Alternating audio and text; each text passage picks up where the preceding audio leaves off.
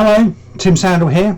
I'm back with you again because we've got some important news to impart, and this comes from the recent MHRA inspection.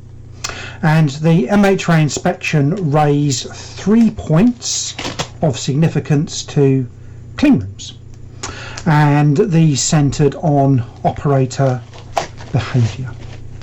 So the first point was that hand sanitisation was not effective. So it wasn't for the full 1 minute, and the application wasn't covering all digits and hands and so on. So point number one, hand sanitisation. The second point was about cleaning. So there was an observation that somebody was using the same side of the wipe multiple times, and that the technique was not as described in the procedure. So point number two is cleaning and disinfection. And point number three was all about movement. So it was about the correct behaviours in the clean room. So hand sanitisation, cleaning and disinfection, and movement. So they're the 3 points we're going to explore in this short video. Well, hello. We're going to start with looking at hands. Excuse me 1 second. And hands in the clean room. So the first thing is good hand disinfection is inbuilt into the GMPs. So we have EU GMP Annex 1 that says gloves should be regularly disinfected during operations. We also have the Code of Federal Regulations, FDA, that says people need to practice good sanitisation and health habits, including the wearing of sterile gloves and the importance that these are regularly sanitised in order to minimise the risk of contamination. So some really important points there. So hand sanitisation involves the application of 70% isopropyl alcohol, or IPA, and this gives a broad spectrum microbial kill. And what IPA does, it penetrates the microbial cell wall and causes protein denaturation, so basically stopping those mechanisms of the microorganism cellular functions, and then preventing replication. It's not just a case of applying the IPA to gloved hands. The rubbing action, the vigorous rubbing, the covering of all the surfaces, as we'll see in a few seconds, is really important, as is covering all surfaces of the glove. And also the frequency of application is really important. So we must sanitize our hands prior to every application, every task we're about to perform.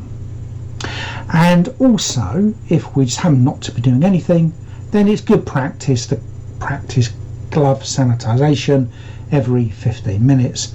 And the whole practice is a 1 minute application technique. So let's go and have a look at a short video about how to sanitise our gloves properly. So over to Tim.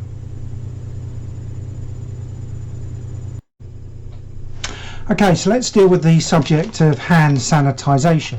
I just happen to have some surgical gloves here, so I should just don those.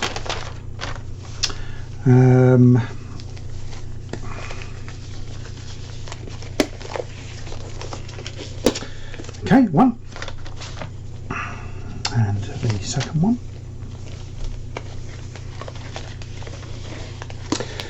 Okay, so gloves on, need some hand sanitizer.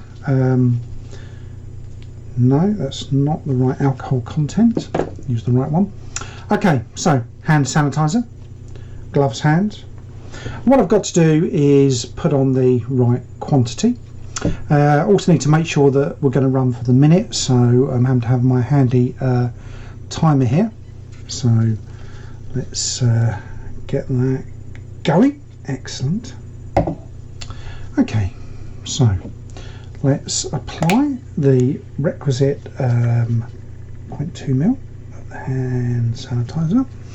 Okay, so it's really important that I begin by rubbing it into the palms of the hands.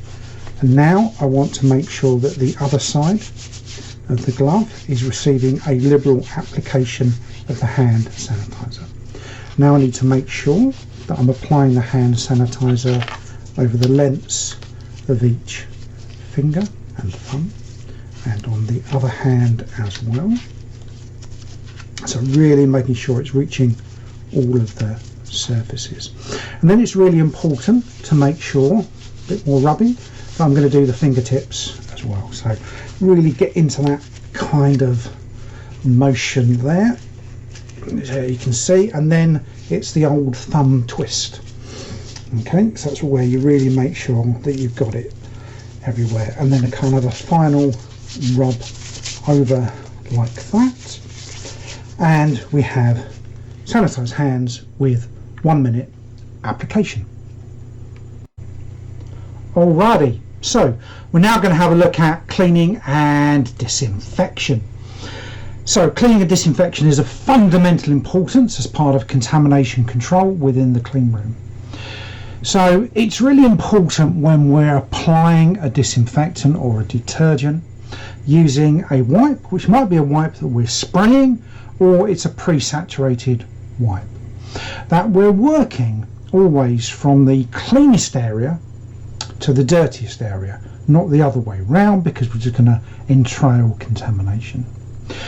We want to clean and disinfect in the same direction each time. So we're not going to go we're going to go woof, woof, woof in the same direction. We also have to make sure that we're doing slightly overlapping strokes, about 10 to 20%. And that's to avoid missing anything in the middle. It's important when we get to the end where we've done that wipe, that stroke that we want to do, that we just have a little uplift like that in order to make sure that we're pulling any contamination away, any of the particles or microorganisms that are going to be adhered to that surface. We need to keep track of which surfaces we've cleaned and disinfected, and it's really important that we dispose of wipes carefully and drop them into infectious waste containers. Now there's a number of things that are slightly wrong when it comes to cleaning and disinfection that we kind of want to avoid. So we want to practice the folding wipe technique, and we'll have a look at a video in a couple of minutes on that. But failing to fold the wiper to do the full fold wipe technique is not only wasteful of a clean room consumable, it also risks spreading contamination around the surface. It's also important to know that when you've done that single stroke with the wipe, that surface of the wipe is considered to be contaminated. So if we were to continue to use that same surface of the wipe, all we're doing is reapplying contamination to another surface and potentially increasing the microbial presence on that surface. We must never apply a clean room wipe in a circular motion. Okay, so it doesn't matter if I use an entire packet of wipes. The fact that I'm doing the circular motion is a way of spreading contamination, and perhaps I might even not bothered cleaning that surface at all. It's also important that wipes are damp but not dry. We don't ever want to use dry wipes, completely pointless. We don't want the wipes to be completely saturated either, because that will also impede the ability to get the right amount of surface tension. Okay, and then we have this important folding technique. So just to summarise before we watch the video, you want to take out a wipe, fold it in half, fold it in half again. Wipe using one side of the wipe, undo the last fold, fold the wipe so that the inverse side is revealed. Again, wipe on one surface of the wipe, open and repeat. So I'm pleased that Tim's back with another video to have a look at that four-fold wipe technique. over to you, bro. So with cleaning and disinfection, the application of the wipe is really important, and you would have seen in previous videos how we've looked at the four-fold wipe technique. So all it simply means is you have a wipe, you fold it once and you fold it again. Saturated wipe, and then you'll find a surface, so random surface here, and the application of the wipe on that surface is for a stroke, and that means that is it for that side of the wipe. So you merely take the wipe, fold it over and expose another surface, and you do the same thing again, and you can do that 4 times, hence the four-fold wipe technique. And once that's been done with that particular wipe, that's gone, go and get another one. Keep it simple. Okay, so now we're going to have a look at people in clean rooms and some of the key parts of movement within the clean room. So people in clean rooms are the biggest source of contamination, and this is because of the generation of particles, some of which will be microbial, and those microorganisms are probably going to be attached to rafts of skin matter, and then these present a severe contamination risk to the clean room. So although we might dress to impress in the clean room by wearing the right clean room clothing, the movements and behaviours that we undertake within the clean room are of fundamental importance. So an intensive movement of activity can lead to stronger particle emission. So the faster we move and the more movements we undertake, then the greater the risk of particle deposition within the clean room. So that's why people need to behave and move slowly, and also consider whether their movements are in fact necessary within the clean room environment. And at all times, hectic and fast movement should be avoided, especially within aseptic filling areas. And we have a particular case that I need to highlight about unintended and unwanted movements within the clean room environment. So for the last time, it's my pleasure to introduce Tim Sandle with another clean room snippet. Over to you, Tim. With clean room movements, the observation that was made was about inappropriate movements within the clean room. So this is within grade B, and an operator's waiting for something to happen, and instead of just waiting in the classic clean room stance like that or like that while they're waiting, unfortunately the operator was pacing up and down, giving it a bit of the old swagger, which is inappropriate for the clean room due to the generation of particles.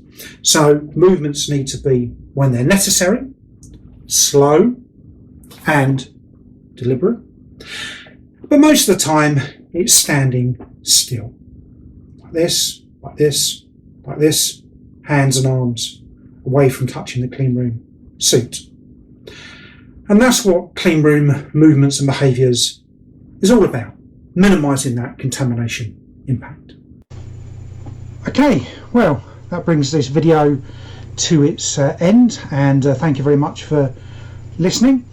So we've covered 3 really important aspects of working in the clean room. Clean room glove disinfection. Do it often, do it well. Clean room cleaning. It's the four-fold wipe technique and the unidirectional parallel overlapping streaks. And then clean room movements, keep them to a minimum. Thank you very much. I've been Tim Sandle. It's been a great pleasure to be with you throughout this video. Goodbye bye.